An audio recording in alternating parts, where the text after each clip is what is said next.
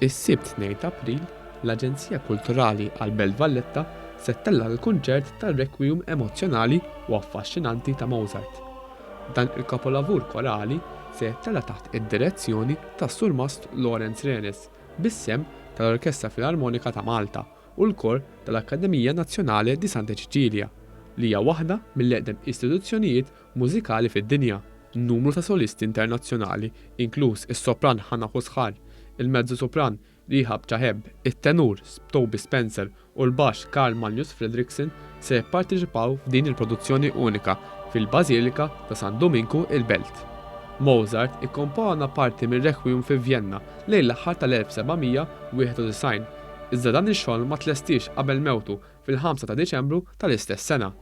Il-kap eżekuttiv tal-Aġenzija Kulturali għall-Belt Valletta Catherine Tabone spjegat li din il-produzzjoni hija turija oħra tal-impenn tal-Aġenzija li tikkollabora ma' entitajiet ta' eċċellenza biex kompli tagħti produzzjoni ta' kwalità.